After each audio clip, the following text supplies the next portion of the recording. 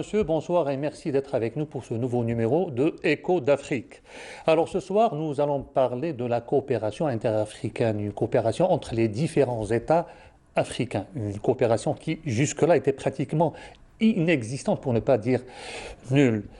Nous allons revenir très en détail justement sur ce épineux sujet, mais d'abord laissez-moi le temps de vous présenter nos invités. Le docteur Farid Yahya. Vous êtes expert en économie, relations internationales et diplomatie. Merci d'avoir accepté notre invitation. Je vous remercie. Et monsieur le docteur Mustafa Bouroubi, vous êtes enseignant-chercheur, expert en intelligence économique. Vous êtes à l'université d'Alger 3. Merci d'avoir accepté notre invitation. Merci, c'est moi qui vous remercie. Donc, je le disais en début d'émission, l'année 2020-2021 marque un tournant historique pour l'Afrique et pour le multilatéralisme. Le continent fait un pas important dans la concrétisation des promesses des années 60. Et oui, les promesses étaient initiées durant le processus de décolonisation des pays africains, sous la forme de la création de la zone de libre-échange continentale africaine, dont l'entrée en vigueur prévue le 1er juillet 2020 a dû être retardée en raison de l'épidémie que tout le monde connaît. La zone de libre-échange continentale africaine constitue réellement une étape historique sur la voie d'une intégration et d'une prospérité accrue. Alors, pour cela, monsieur Ben Yahya, on commence d'abord par notre pays. Alors, quel avantage peut tirer l'Algérie de cette zone de libre-échange? Bismillah ar-Rahman ar-Rahim. Donc, il y a plusieurs avantages, bien sûr, à travers cette intégration africaine. Il faut d'abord voir la géostratégie, la géopolitique, la géoéconomie donc, de toute l'Afrique. C'est un continent de 30 millions de kilomètres carrés, plus de 45 pays. Plusieurs richesses, donc il y a du pétrole, du gaz, du diamant, de l'or, etc. Et en plus, une population de plus de 1,2 milliard de personnes, donc avec un taux de natalité qui est très très important. Et dans cette démarche-là, je dirais que l'Algérie, ce qu'elle va gagner, elle va gagner un marché. Donc c'est un marché d'1,2 milliard de dollars, de personnes, d'habitants. Et le deuxième point, donc il y a je dirais, une intégration africaine, parce que l'Algérie, c'est le premier pays, je dirais, en termes de superficie par rapport aux pays africains, donc c'est 2,3 millions de kilomètres carrés. Et donc, c'est un marché donc, pour l'importation et l'exportation de produits. Deuxièmement, c'est le positionnement. Donc, le positionnement non seulement de nos produits, mais le positionnement de nos hommes d'affaires, nos services, nos banques, etc., les assurances, etc. Ça veut dire un positionnement. Troisième point, c'est le positionnement aussi politique. Donc, c'est-à-dire, à travers le business, vous avez un pouvoir. Donc, vous pouvez avoir des intérêts politiques avec les uns et les autres. Donc, ça, c'est le politique. Et l'autre point qui est le plus important, je dirais que c'est l'investissement interafricain. Au lieu les IDE partent à l'étranger, donc entre pays africains, l'Algérie pourrait a été conditionnel, investir dans, par exemple, développer, je dirais, l'énergie au niveau du Sahara, donc Tamanrast, etc., et vendre, par exemple, l'électricité pour le Tchad, pour le Niger, pour le Mali, pour le Burkina, pour le Sénégal, la Mauritanie, etc. Et ces pays-là vont développer l'agriculture, etc. Donc on peut ramener l'agriculture, etc. Donc il faut qu'il y ait un équilibre commercial entre tous ces pays-là. Et l'avantage aussi donc, qui existe actuellement, c'est que c'est un processus, comme vous l'avez bien cité, de décolonisation. Donc il y avait entamé durant le processus de décolonisation. C'est ça, parce que l'icône de l'Afrique, c'est l'Algérie, c'est la terre des révolutionnaires. Donc Amilcar Cabral a dit que la terre des révolutionnaires, c'était l'Algérie. Il y a aussi Patrice Lumumba, qui était avec les dirigeants révolutionnaires algériens, avec Mohamed Bella, Ouali Boumediene, etc. Donc il y a aussi donc, Edmond Tutu, Nelson Mandela qui sont venus en Algérie. Ça veut dire que cette intégration africaine a bien existé dans les esprits des gens. Il y a le Maghreb, il y a aussi l'intégration africaine. Et l'Algérie est pour beaucoup dans ce support-là. Bien sûr, l'Algérie a fait beaucoup de choses, donc, mais nous avons abandonné, je dirais, un certain temps. Parce que la diplomatie algérienne, la politique algérienne a été, je dirais, gelée ou cassée par certaines, parce qu'on était les défenseurs des colonisés, donc on était les défenseurs des causes justes, donc des gens qui souffraient du colonialisme. Donc l'Algérie a hissé très haut le drapeau algérien pour donner cet élan à ces peuples-là. Et donc la plupart des pays africains se trouvent à travers l'Algérie. Donc ils trouvent qu'en Algérie, c'est un pays qui est leader en Afrique. Et donc c'est pour ça que Ouali Boumediene a réuni l'ensemble des pays africains avec les pays non alignés pour dire certaines positions vis-à-vis du bloc de l'Est, l'ex-URSS et les États-Unis. États-Unis d'Amérique. Donc ça veut dire là, je dirais que l'Algérie va gagner beaucoup, mais tout dépendra de notre politique et notre diplomatie et notre, je dirais, force commerciale à travers ces pays-là. En tenant compte justement de tous ces paramètres, M. Bouroubi, on va directement vers la création de cette zone de libre-échange, justement. Alors ne pensez-vous pas qu'en tenant compte, par exemple, des réalités économiques et surtout politiques de certains pays, est-ce qu'on peut prévoir, est-ce qu'on peut être optimiste pour la création de cette zone? Ben, vous avez bien fait donc d'inviter Sibn Yahya là, parce que je suis d'un avis tout à fait contraire. Donc ça va enrichir le débat de votre plateau. C'est Chorfi. Je dirais, premièrement, donc, qu'est-ce que ça peut apporter ou enrichir à l'Algérie? Je vous dirais tout de suite, pas grand-chose. Ça, c'est le premier point. Parce que la coopération, par définition, est un échange économique. Encore faudrait-il que ces économies existent et soient construites et soient développées pour qu'on puisse envisager un échange entre ces économies-là. La majorité des économies africaines sont aujourd'hui des économies balbutiantes. Ce sont des économies qui sont juste des économies de subsistance. Donc, qui va, encore une fois, profiter de cette zone de libre-échange? Ce sont les grands pôles économiques mondiaux aujourd'hui, et ils sont là, à savoir les trois grands pôles aujourd'hui, desquels l'Afrique est totalement absente. Je dirais donc Europe, Chine avec l'Asie et les États-Unis dans le monde. Parce que, si vous permettez, je termine. Le deuxième point, peut-être, vous avez bien dit que c'est né d'un processus de décolonisation. Ne pensez-vous pas que c'est un peu dépassé? Une promesse des années 60. Mais qui n'a jamais été concrétisée. Oui, mais elle est dépassée aujourd'hui. On vit dans un autre monde. Et si vous voulez bien, moi je viens avec une autre grille de lecture. Mais si M. Bourbet, avant justement d'en venir à votre grille de lecture, ne pensez-vous pas que les membres fondateurs justement de la création de cette zone de libre-échange n'ont pas prévu toute cette domination des grands pôles industriels internationaux, l'influence des grandes puissances étrangères? C'est encore une fois une tentative, comme plusieurs tentatives, et d'ailleurs qui ont échoué, l'histoire est là. Donc, tentative de coopération, que ce soit régionale à l'intérieur de l'Afrique ou bien interafricaine, lesquelles jusqu'à aujourd'hui ont complètement échoué, et sur le plan économique, parce que c'est la base de l'économie, et aussi sur le plan politique, où nous avons cette tentative, je dirais, elle a été les années 70 avec l'Algérie comme initiatrice de cette tentative de coopération essentiellement économique, avec des projets structurants extraordinaires. On reviendra, si vous voulez, sur la transsaharienne, etc. Et la position de l'Algérie des années 70, issue justement, là je suis tout à fait d'accord avec Sibn Yahya, issue justement de la guerre de libération de l'Algérie, qui avait compris à l'époque qu'au fait tout passerait par la construction et le développement économique et de l'Algérie et de ces pays-là. Donc il faudrait d'abord que ces pays se développent, construisent leur développement. On ne l'appelle plus développement aujourd'hui, c'est une autre grille de lecture qui a la tendance lourde. Donc, que ces pays-là, d'abord, se développent économiquement. Les années 70, l'Algérie, pour dire, donc, a été en construisant, si vous voulez, son économie, donc tous les grands projets algériens, avec tous les grands projets structurants, qui devaient déboucher, je dirais, carrément vers la construction africaine. Donc ça a débouché. Ça n'a pas fonctionné par la suite pour diverses raisons, on ne peut pas les évoquer ici, mais aujourd'hui, la priorité, je dirais qu'elle est peut-être ailleurs pour l'Afrique. Donc, M. Bouroubi, si je comprends bien, il va falloir que certains pays, et non des moindres, africains opèrent d'abord ce qu'on appelle des réajustements structurels, économiques, pour ne pas dire politiques, pour pouvoir penser à la création de cette zone de libre-échange. Bien sûr, politique et économique, mais aussi politique, qui se développe d'abord. Et là, en ira dans la politique, il faudrait des projets structurants au niveau de ces pays-là, qui sont basés, ils ne peuvent pas être faits, et là, on est obligé d'aller au fait politique, qui ne peuvent pas être faits sans l'adhésion de la population, sans la maîtrise de leur souveraineté.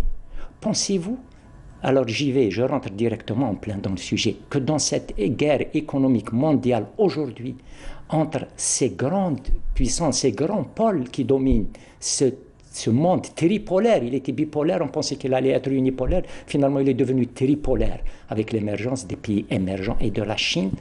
Pensez-vous qu'ils vont laisser ce continent africain se développer quelque part à leur détriment et avoir dans ce champ de bataille, j'allais dire, bon, pour ne pas dire ennemi, si on parle de champ de bataille et de guerre, un ennemi supplémentaire qui viendrait, déjà il y a la Chine qui est venue, qui viendrait, j'allais dire, quelque part les concurrencer, même s'il y a un marché. Le marché africain, il n'est pas très important aujourd'hui. D'accord, Mais il un peut l'être milliard demain. et demi. Il peut l'être demain à condition que l'économie se développe. Qu'est-ce qu'il demande? Quelle est la demande du marché africain aujourd'hui? Combien même ils sont Mais un est-ce que milliard la- et demi, mais, un monsieur milliard et Bourgi, quelques mais est-ce que la d'habitants. création de cette libre-échange, en tenant compte par exemple du marché commun anciennement en Europe, qui a été initié par ce qu'on appelle les deux locomotives, c'est-à-dire la France et l'Allemagne, ne pensez-vous pas qu'en Afrique, l'Algérie, l'Afrique du Sud et le Nigeria Nigeria. peuvent jouer justement ce rôle pour hisser les pays africains justement et rentrer de plein pied dans cette zone de libre-échange, monsieur? Je suis d'accord. C'est-à-dire, dans ce sens-là, peut-être que nous avons deux visions différentes, mais peut-être qu'elles sont complémentaires donc, dans certains points.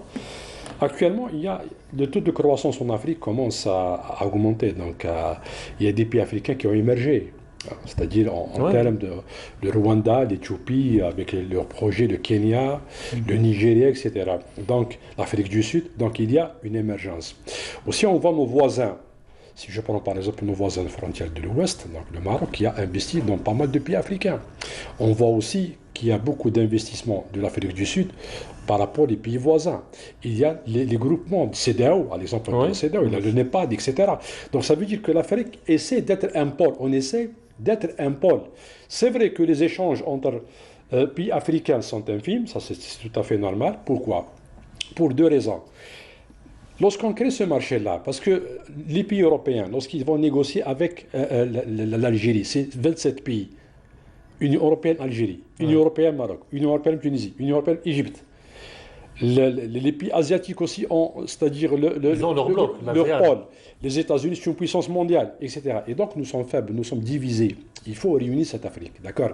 Parce que qu'est-ce qu'on a constaté? On a constaté premièrement que les meilleurs investissements, c'est-à-dire que les Japonais avec les Coréens ont développé, surtout les Japonais, ont donné la technologie aux Chinois, les Chinois qui sont développés, donc ils ont donné la technologie aux Philippines, à d'autres pays, le Vietnam qui commence à être un petit dragon de la région, etc. Donc ça veut dire qu'il y a un développement. Il y a la Russie en Asie, la Russie, malgré qu'il y ait une partie en Europe, la Russie, la Chine, la Corée, le Japon, les Philippines, etc., la Malaisie, l'Indonésie. Donc il y a un développement, je dirais presque homogène en termes de croissance, etc.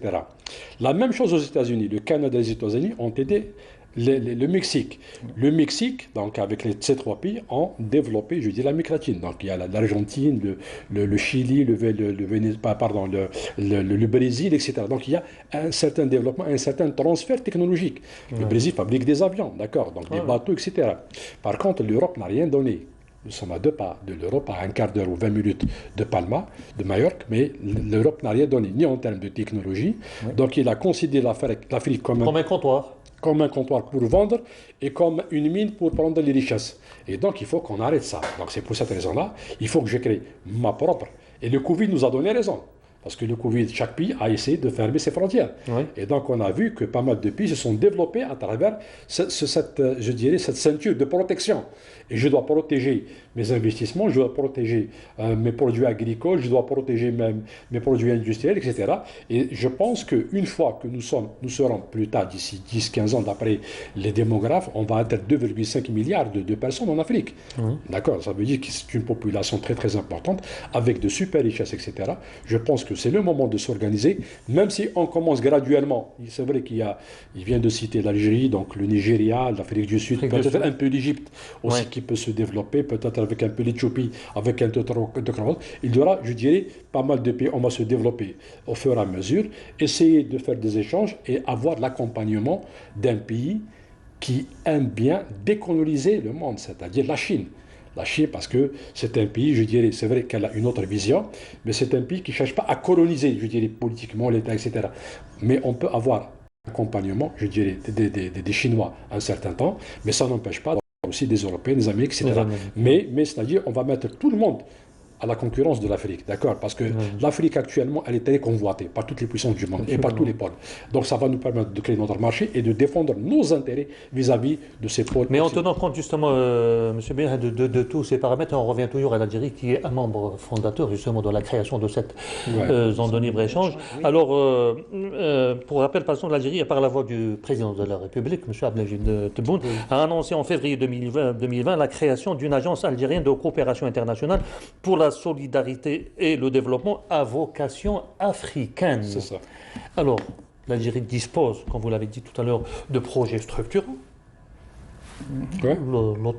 La route transsaharienne, la dorsale de fibre optique et le futur projet gigantesque du gazoduc De Nigeria. Nigeria-Alger. Ne pensez-vous pas que tous ces projets-là vont pouvoir booster un petit peu la coopération en Afrique et notamment la création justement de la zone de libre-échange? Justement, parce que même le président de la République a demandé qu'il y ait une exportation de 5 milliards de dollars, c'est-à-dire lors de son allocution au CIC. Donc, je pense que c'est le moment, d'accord? Donc, on peut exporter. Parce que l'Algérie a exporté dans les années 70, on a exporté des camions de la Sonacom, on a exporté des bus, des tracteurs, des téléviseurs, etc. Donc pas mal de produits, des pompes de la BCA, etc. Donc il y avait pas mal de produits algériens qui ont été exportés vers l'Afrique. Mais je dirais que après le décès de Ouali Boumediene, la venue de Chedli Benjedid, il y avait un changement de cap, je dirais, en termes d'économie vis-à-vis de l'Afrique, etc. Et ce qui nous a esquinté, ce sont deux choses. La première des choses, c'était le terrorisme qui a, je dirais, bouleversé l'Algérie pendant 10 années. On était absents. Il faut dire pratiquement absent. Et la deuxième des choses, donc à travers la venue du président Abdelaziz Bouteflika, durant les 5-6 premières années, on a essayé d'avoir quelque chose, et puis une dizaine d'années lorsqu'il était malade, donc on était absent. C'est presque 20 ans que l'Algérie est absente. Je dirais, elle figure. Mais maintenant, il y a une dynamique de redéploiement. Oui, voilà. Donc il y a une chance avec le président Abdelmadjid Tebboune. Il y a une chance. Donc il faut construire graduellement, d'accord, intelligemment et graduellement, les relations et le repositionnement, je dirais, de l'Algérie à travers les pays africains. Donc ça, c'est... Mais il faut mettre parce que la locomotive de la diplomatie, de l'export, etc., c'est le politique. Donc il faut que le leader politique ait une vision qui est claire, une stratégie qui est claire, ou plusieurs tactiques, de mettre ça en œuvre avec certains pays et essayer d'avoir, je dirais, parce qu'actuellement, même les ambassades à travers le monde, par exemple, si vous allez partir dans une ambassade, par exemple, de la Corée ou du Japon, ici à Alger, vous allez voir qu'ils ont des matrices mathématiques, ils contrôlent les statistiques de la population algérienne, qu'est-ce qu'on consomme, qu'est-ce qu'on exporte, qu'est-ce qu'on importe, les élections présidentielles, le taux de participation, les élections législatives, etc. Donc ils ont toutes ces études, ils font des études, ils les envoient. Donc il faut que nos ambassades travaillent, je dirais, de la même manière. Parce que je m'excuse du terme que je vais utiliser moi un peu. Il y a des ambassades, c'est la sénicure. Donc des gens qui passent, on dirait, un moment de clinique. Voilà. Donc voilà. Oui, allez-y. Non, justement, je voulais peut-être commenter un petit peu ce que Ibn Yahya. Là, je suis d'accord sur, j'allais dire, ces évidences, ce qu'il y a lieu de faire pour booster, d'autant plus par la position algérienne et l'économie algérienne, qui est quand même, qu'on peut considérer comme étant une économie qui peut être une économie donc qui est à la pointe et qui peut mener et entraîner quelque part l'Afrique dans ce sillage. Une locomotive, mais il faudrait aussi revenir un petit peu à tout ce qui était les années 70. L'Algérie, vous parlez, on a exporté, etc., vers l'Afrique, mais quel est le résultat aujourd'hui? Au fait, on n'est jamais arrivé à construire cette Afrique pour qu'aujourd'hui, qu'on le veuille ou non, il faudrait que l'Afrique soit ce quatrième pôle mondial, parce qu'elle est un peu complètement oubliée. Et la construction de l'Afrique, M. Mouroubi, n'est pas de l'apanage de l'Algérie seule aussi. L'Algérie peut être une locomotive. Voilà. L'Algérie peut être une locomotive. Elle ne peut pas se faire aussi sans l'Algérie. Moi, je me rappelle un grand économiste, je vous l'ai dit tout à l'heure, un grand économiste français qui, en parlant du développement de l'Afrique, et qui a dit à l'époque au fait que l'Afrique ne peut pas se développer sans l'Algérie et l'Afrique du Sud. L'Afrique du Sud venait de sortir du joug de l'apartheid à l'époque. Donc, initialement là, je pense qu'on est obligé de se situer dans une lecture moderne, dans une lecture d'aujourd'hui, dans une lecture d'actualité. Il faut construire avec l'Afrique un quatrième pôle. Sinon, elle serait toujours, je m'excuse du terme, la dernière roue de la charrette de cette économie mondiale, de cette mondialisation dans laquelle il y a les trois grands pôles et ils vont garder l'Afrique dans cette situation. On peut toujours multiplier les initiatives de ce genre. Les initiatives pour aller exporter vers l'Afrique, pour ce qui est de l'Algérie, etc. Mais si les économies africaines, j'allais dire en intrinsèque, en interne, ne se développent pas, ça ne pourra pas se faire. Et ça va venir un début à tout aussi, M. Bouroubi. Justement, quand on parle de... Ça va venir, c'est pas venu depuis les années 60. Non, il faut avoir gardé aussi un œil optimiste. Quand on parle de la création de cette zone de libre-échange, M. Farid, cette zone, elle est d'essence économique. Oui. Okay. Donc, combien même il y a de la volonté politique, je pense que la zone de libre-échange est avant tout l'affaire des entreprises. Des entreprises et des hommes d'affaires. Voilà. Et c'est la liberté. C'est-à-dire qu'on a créé un grand marché. Ça, c'est l'avantage. Donc, à travers la création d'un grand marché d'importation, d'exportation, etc., on va créer des marchés de capitaux, des marchés financiers, etc. Donc, des IDE qui vont venir investir, etc. Il y a beaucoup d'hommes d'affaires africains qui sont très riches. Il faut voir Forbes, donc il y a plusieurs, peut-être qu'il y a des hommes d'affaires du Nigeria qui vont investir en Algérie, des Algériens qui vont investir à la Guinée-Bissau, d'autres qui vont investir, etc. Donc, on doit essayer de réserver nos richesses entre pays africains. Il ne faut pas omettre autre chose. L'avenir, c'est l'Afrique. Ce n'est pas moi qui le dis. C'est les plus grands économistes européens, chinois, américains, d'accord, et anglais. Donc ils disent, même les Français, donc ils disent que l'avenir, c'est l'Afrique.